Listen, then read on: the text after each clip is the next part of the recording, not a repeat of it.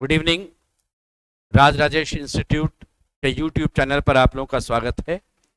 आज रीजनिंग के कुछ क्वेश्चंस के विषय में बतलाएंगे। दो आपका वर्टिकल सीक्वेंस मैथमेटिकल अरेंजमेंट का और दो आपका हॉरिजॉन्टल सीक्वेंस का, दो रो में आमने सामने बैठने वाले क्वेश्चंस पर चलेंगे। आपका एक क्वेश्चन दिया हुआ है कि A to G have different height, A is taller than C but shorter than F। जैसे ही आप ये इंफॉर्मेशन पढ़ते हैं लगता है कि इसको तो मुझे वर्टिकली लिख करके बनाना है, और टोटल आपके पास 7 व्यक्ति का जिक्र है। जैसे जैसे इंफॉर्मेशन पढ़ते चलेंगे रफ में लिखते जाएंगे। A is taller than C but shorter than F and G, but shorter than F and G। A C से लंबा है, F और G से नाटा है। इसके बाद मेंशन है B is taller than F and G but shorter than D। B is taller than F and G but shorter than D. 4 persons are taller than E. अब सोचिए साथ में 1 2 3 4, ये 4 आदमी E से लंबे हैं, तो यानी 5 6 7 ऐसे बनेगा। 4 persons are taller than E. Height of third shortest person is 66 centimetre. इधर से 1 2 3, ये इधर से कहलाएगा शॉर्टेस्ट है ना, ये नाटा है, यहां से जाएगा ये 66 centimetre. And the second tallest person is first second, ये 88 सेंटीमीटर। आपका इंफॉर्मेशन ओवर। अब जो रफ में आप काम किए हैं ना, इसी रफ वाले को अब वहां जरा सेट कीजिए। देखिए आपके साथ में 1 2 3 4 5 6 7 नाम आ गया सब, यानी डी कंफर्म यहां जाएगा, बी कंफर्म यहां जाएगा, एफ और जी अभी नहीं क्लियर होगा, नीचे ए और सी जाएगा। तो ये जगह पर एफ और जी, ये जी और एफ रहेगा, ये आपका इधर और में चला जाएगा। अब यहां पर क्वेश्चन में आपका एक दिया हुआ था, यहां पर आपका इंफॉर्मेशन एक, who is the third tallest. तो थर्ड टॉलेस्ट की अगर हम बात करेंगे तो टॉलेस्ट से जब चलेंगे तो इधर आएगा, तो इसका आंसर होगा आइदर एफ और जी। थर्ड टॉलेस्ट की बात करेंगे तो आंसर होगा आइदर एफ और जी, दोनों में से कोई रह सकता है। If the total height of E and C, बोले इनका टोटल हाइट देता है 110 सेंटीमीटर, ये अगर 66 सेंटीमीटर है तो ये 44 सेंटीमीटर होगा, तभी 110 होगा। और ए इनके बीच में आ रहा है। क्वेश्चन है कि if what is the height of A, तो ए का हाइट 66 और 44 के बीच में आएगा, जो एक इवन नंबर चाहिए और मल्टीपल ऑफ 5 चाहिए। बोले इनके बीच मल्टीपल ऑफ 5 में 50 45 होगा, 50 होगा, 55 होगा, 60 होगा और 65 होगा। तो इस केस में आपका मल्टीपल ऑफ 5 इवन भी चाहिए, तो ये सब काट दीजिए। ये आपका रहेगा 66 सेंटीमीटर से कम होना चाहिए और ये रहेगा।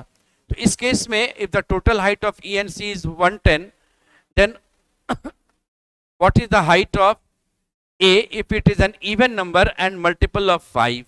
तो इस केस में मल्टीपल ऑफ 5 आपका जो रहा 50 भी है और 60 भी है और इवन भी है, दोनों ऑप्शन में दोनों है। जब ऑप्शन में दोनों है और विकल्प रहेगा कि दोनों संभव है तो हम देते वैसा। एक आपको आंसर चुनना पड़ेगा, तो जो पहले आएगा आप पहले उसे आंसर दीजिएगा, जो पहले आएगा वो जाएगा आपका आंसर उसमें। कहा गया P2W have different number of 5 rupees coins, that is 37, 42, 47, 52, 57, 62, 67 and 32, not necessarily in that order. U does not have the minimum number and maximum number of coins. R and W do not have the 37 and 62 number of coins. ये mention किया। तो उसी समय maximum और minimum की बात किया, तो हम लोग पहले इसको अरेंज कर लेते हैं। 67 है, फिर इसके बाद 62 हो जाएगा, 57 है, फिर 52 हो जाएगा, इसके बाद आपका 47 है, 42 है, 37 है और 32 है। और आपके पास टोटल कहता है P से लेकर के W तक में आ रहा है, तो यहां पर 8 व्यक्ति का जिक्र है। U does not have the minimum and maximum number of coins, तो U के पास न तो सबसे ज्यादा न सबसे कम है, ये वाला आप हटा दीजिए। इसके बाद मेंशन है R and W do not have 37 and 62, तो 62 और 37 ये दोनों R और W के पास नहीं होगा, ये भी हटा लीजिए। ऐसे वहां पर नेगेटिव यूज कर लीजिए वहीं पर, दोबारा पढ़ने की आवश्यकता न पड़े। You have more number of coins than Q, you have more number of coins than Q. R and W have more coins than P, बोले R and W have more coins than P. R and W have less coins than T, who have less coins than Q and V। ये Q और V से भी छोटा, और ध्यान दीजिए Q से ऊपर U भी रहेगा, और T से ऊपर Q, U और V सब आ रहा है। S does not have 67 coins, S ने कहा मेरे पास 67 कॉइन नहीं है। P does not have 32 coin, P ने कहा मेरे पास ये 32 भी नहीं रहेगा। W have 20 less coins than the person who have maximum number of coins, maximum 67 है, 20 47 हुआ, ये W को मिल जाएगा। अब देखिए W से ऊपर आपका जो है नीचे 3 सीट खाली है, और मेंशन करता है कि P सबसे नीचे नहीं रहेगा। अब एक बात ध्यान दीजिए, सबसे ऊपर कौन जाएगा आपका? सबसे ऊपर जाने के लिए S मना और U मना है, तो बच गया V, P जाएगा यहां। इसके बाद बारी होगी U की, Q की और T की, क्योंकि ये सब W से ऊपर रहेंगे, तो R नीचे आ जाएगा, और W से नीचे P भी रहेगा, R W दोनों से नीचे P रहेगा, तो R यहाँ, P सबसे नीचे नहीं, तो P यहाँ सबसे नीचे S हो गया। आपका सीक्वेंस तैयार है। Who got the least number of coins, सबसे कम किसको मिला? तो आंसर है S। What is the total number of coins with V and P, बोले V और P को मिलाकर कितना होगा? तो V का हो गया 67 और P का हो गया 37। ये 67 और ये रहा 37, ये 90 और 7 7 14, 104 कॉइन। ये आपका आंसर रहेगा इस तरह से। अब क्वेश्चन जो आपका दिया हुआ है, ये 2 पंक्ति में 2 रो में बैठाने वाला क्वेश्चन है। 14 persons are sitting in 2 parallel rows in such a way that in row 1 A, E, F, L, N, O and W are sitting facing south direction। South इधर होता है, 1 2 3 4 5 6 7, और नाम है A, E, F, L, N, O, Z, और बाकी जो लोग हैं वो नॉर्थ चेहरा करेंगे। इधर हो गया इनका साउथ चेहरा, इधर हो गया नॉर्थ चेहरा, और इनका नाम है DGHIMQY, DGHIMQY, ये रहा। ये जगह आप बना लीजिए ऐसे। अब आगे पढ़ते हैं। E sits opposite to D and sits third to right of L। L ऊपर है, E यहाँ है, रफ में लिखते हैं। देखिए L है, उसके दाहिने में मेंशन किया हुआ था आपका E D के विपरीत बैठा, और L के दाएं तीसरा, पहला दूसरा तीसरा, ये E आया, और ये D के विपरीत बैठेगा ऐसे, ये D के विपरीत रहेगा। यहाँ D नीचे वाली पंक्ति में आ रहा था। इसके बाद है आपका दिया हुआ O sits opposite to G। O ऊपर की पंक्ति में है, G नीचे की पंक्ति में है, O और G ऐसे रहेगा आमने सामने। Q sits opposite to F। Q बोला है कि मैं F के सामने, Q नीचे है, F ऊपर है, ये QF आमने सामने रहेगा। ये सब रफ में लिखते चलें। A sits to the immediate left of the person who sits to the fourth to the right of N। बोले N ऊपर है, तो कहता है A ने कहा कि N जो है उसके इधर आ जाओ राइट में, 1 2 3, राइट में N वाला जो आपका मेंशन है। देखिए A N के दाएं चौथे स्थान पर बैठे व्यक्ति के ठीक बाएं बैठा है, N के दाएं पहला दूसरा तीसरा चौथा, उसके ठीक बाएं N A यहां जाएगा ऐसे। ये डेटा इधर से लिख लीजिए अलग से। अब इसके बाद मेंशन किया हुआ है Z sits opposite to that person who sits fourth to right of Q। कहता है कि Q को जहां बैठाएंगे आप ना, Q को जहां भी आप बैठाएंगे, Z sits opposite to that person who sits fourth to, इसके Q में फर्स्ट सेकंड थर्ड फोर्थ, इसके ऑपोजिट में Z रहेगा। यहां Q नीचे की पंक्ति में है, Z ऊपर की पंक्ति में है। Q sits second to left of H। H के first left second left, and Q sits immediate right of M, M के इमीडिएट राइट में बैठेगा। तो 1 2 3 4 5 6, 7 में सोचिए 6 का यहां जिक्र हो गया, यानी चाहे तो आप एम से शुरू करेंगे या उनको एक सीट उधर और बढ़ा देंगे। यही आपके पास दो कंडीशन बन रहा है। तो जब आपके पास दो डेटा समाप्त हो गया, जब आपके पास दो कंडीशन बना और डेटा समाप्त और अभी तक कोई क्लियर पोजीशन नहीं मिला, आप उसका एक कॉपी और कर लीजिए तो आप सॉल्व करना देखिए अब आपके लिए आसान हो जाएगा। कैसे सॉल्व करना आसान होगा वो सीखिए। देखिए m को हम एक बार इस कोना से बैठाएंगे और m को एक बार सीट आगे बढ़ाएंगे। m के ठीक बाद q होगा, उसके एक छोड़ करके h होगा, उसका एक छोड़ करके जो बचेगा सामने z होगा। यहां m बैठाइएगा, ठीक दाहिने q होगा, एक छोड़ करके h होगा, एक छोड़ने के बाद ये जब जाएगा उसके सामने यहां z बैठेगा। ये आप बैठा दीजिए अभी इतना, ये डेटा हमने दोनों जगह यूज कर लिया। Q के सामने F बैठेगा, यहां F बैठा दें। Q के सामने F बैठेगा, आप यहां F बैठा दें। ये इंफॉर्मेशन भी यूज हो गया। अब देखिए E के सामने D और E के दाहिने तरफ 1 2 के बाद L बैठेगा। इसमें आइए, E के सामने D 1 2 के बाद L का जगह नहीं, E के सामने D यहां दाहिने उधर जगह ही नहीं है 2 के बाद, यानी ये कंडीशन बेकार हो गया, ये खत्म। अब आपको इसी कंडीशन से काम करना है। E के सामने D को बैठाना है। E अगर यहां बैठाएंगे तो सामने D 2 के बाद L जगह है, यहां E बैठाएंगे तो सामने D नहीं, E के सामने D 2 के बाद L नहीं, मात्र यही जगह बचा E के सामने D 1 2 सीट के बाद L, ये रहेगा। अब ये यूज हो गया। देखिए O के ठीक सामने G है, यहां O सामने G आ गया। N के इस तरफ में बायां 2 के बाद A आ जाएगा, यहां पर N को रखिएगा, 1 2 के बाद A आ गया, ये रह गया इधर। तो ऊपर तो सेट हो गया, नीचे नहीं हो पाया, बच गया I और Y, बाकी सब यूज हुआ, तो ये आइदर और में जाएगा। ये आपका I और Y जो है वो आइदर और में चला जाएगा। तो आप शुरू में ही 2 कॉपी उसका कर लिए तो बड़ा आराम हो गया। देखिए एक बार में आपका सेट हो गया data. Who sits opposite to L, बोले L के सामने कौन बैठता है, तो आंसर जाएगा आइदर I और Y।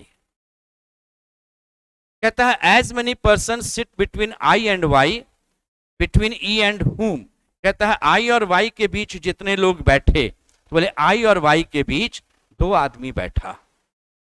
तो उसी तरह से E के साथ जब आएंगे तो E और L के बीच 2 आदमी बैठेगा, इसलिए ये खाली जगह पर जाएगा L, यहां पर आंसर में जाएगा L। तो ये आपका 2 समानांतर पंक्ति में बैठने वाला क्वेश्चन रहेगा। तो इस तरीके से आप उसको सॉल्व करेंगे। चलिए एक क्वेश्चन और बनाते हैं 2 पंक्ति वाला। 10 व्यक्ति 2 समानांतर पंक्तियों में इस प्रकार बैठे हैं कि पंक्ति 1 में OMNYZ उत्तर दिशा की ओर मुख किए हुए है। देखिए 1 2 3 4 5 नाम है OMNYZ, और दूसरा है ABCDE दक्षिण में चेहरा 1 2 3 4 5, इनका ABCDE यहां रहा दक्षिण में चेहरा। इन्हें रंग भी अलग अलग पसंद है, जैसे चेरी, गुलाबी, सफेद, हरा और नीला। वह व्यक्ति जो एक दूसरे की ओर उन्मुख है समान रंग पसंद करता है, यानी सामने सामने वाले को एक ही तरह का रंग चाहिए, यह मेंशन किया हुआ है। Z M के दाएं तीसरे स्थान पर बैठा है और एक उसमें N अंत में बैठा है। अब देखिए Z ने कहा मैं M के दाहिने तीसरे स्थान पर, अगर M को मैं छोर पर रखूंगा तो 1 2 3 के बाद Z। इसमें एक कंडीशन और भी बन सकता है, शुरू में ही लगा कि 2 ही कंडीशन तो बन रहा है तो हम इसको बना ही लेंगे शुरू में 2 ऐसे। ये बन गया आपका डी और ए के मध्य एक व्यक्ति बैठा है और उनमें से कोई भी अंत पर नहीं बैठा है। अब देखिए डी और ए के बीच में आपका एक आदमी है, तो डी और ए तो ऊपर की पंक्ति में है, यानी ये दोनों सीट में डी और ए आएगा। कौन कहां जाएगा मुझे अभी नहीं मालूम, तो डी और ए इन्हीं दोनों सीट में कहीं रहेगा। अंत छोर पर नहीं बैठना है, ये लिखा हुआ था। वह व्यक्ति जिसे नीला रंग पसंद है वह जेड के ठीक बाएं बैठा है। ये अगर कंडीशन आप लेंगे तो नीला यहां जाएगा, और ये लेंगे तो नीला यहां जाएगा। इसके बाद देखते हैं, ई अंत में बैठा है लेकिन गुलाबी रंग पसंद नहीं करता है। बोले ई छोर पर बैठेगा और गुलाबी पसंद नहीं करेगा। रफ में लिख लेते हैं, बाद में यूज करेंगे। ई छोर पर बैठेगा और गुलाबी नहीं पसंद करेगा। आगे पढ़ते हैं, और ओ एम के दाएं से दूसरे स्थान पर बैठा है। ओ ने कहा एम के दाएं मैं दूसरे स्थान पर रहूंगा, यहां बैठा दिया। डी को चेरी रंग पसंद है। डी ने कहा मुझे चेरी पसंद है, मैं रफ में लिख लेता हूं। एन को गुलाबी रंग पसंद है और वो अंत में बैठा है। बोले एन यहां बैठेगा, गुलाबी पसंद होगा। इसमें एन यहां बैठेगा और गुलाबी पसंद होगा। अब आप इस स्टेज पर इसको यूज कर लीजिए। ई भी छोर पर बैठेगा, गुलाबी नहीं पसंद करेगा, इसलिए ई को यहां बैठाएंगे। क्योंकि यहां बैठता तो गुलाबी पसंद करने लगता, और यहां पर ई बैठाएंगे तो गुलाबी पसंद करेगा। ई को बायां छोर पर बैठाएंगे।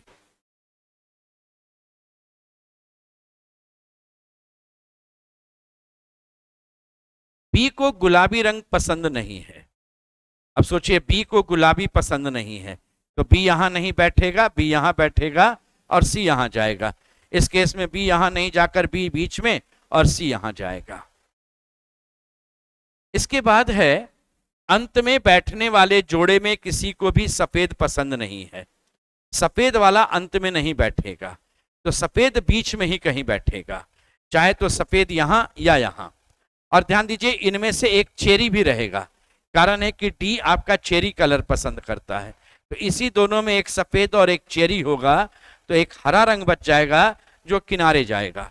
तो ये वाला भी हरा हो जाएगा, ठीक है, हरा रहेगा आपका, चूंकि आमने सामने वाले को समान है। तो सफेद और चेरी बच गया है बीच में। हरा रंग पसंद करने वाले जोड़ा एक के ठीक दाएं नहीं बैठा है। अब बोलिए एक के ठीक दाएं हरा रंग नहीं पसंद करेगा, तो हरा जैसे इस केस में भी ना आपका जाएगा। यहां पर अगर चेरी लेते हैं तो ए, यहां पर ए लेंगे तो ठीक दाने नहीं जाएगा, यहां ए लेंगे। यहां जब ए लेंगे तो यहां आपका डी हो जाएगा, और डी को चेरी रंग पसंद होगा। इस केस में तो O M N Y Z Y रहेगा, यहां पर कंफर्म वाई आने वाला है। ये चीज हो जाएगा आपका। तो यहां पर हरा, चेरी, नीला, ये सफेद। इस केस में देखते हैं क्या होने वाला है। एक डेटा लास्ट में है, बी का मुख वाई की ओर नहीं है। इसमें बी और वाई आमने सामने आ गया, ये गलत, उधर वाला ही सही रहा। तो इस केस में देखिए ई, ये डी, ये बी, ये ए, ये सी, क्योंकि यहाँ ए नहीं रखेंगे उसके दाहिने हरा हो जाएगा, और ये सबका कलर भी तैयार है, यानी यहाँ सीक्वेंस आपका स्पष्ट तैयार हो गया। ई लाइक्स विच कलर, ई को कौन सा रंग पसंद है, तो हरा। Who sits immediate right of the one who sits opposite to O, बोले ओ के सामने बी है, इसके इमीडिएट राइट में कौन बैठा है, तो आंसर है डी। डी उसके ठीक दाहिने बैठा हुआ है। तो ये आपका एक वैरायटी था, दो पंक्ति में आमने सामने बैठने वाला।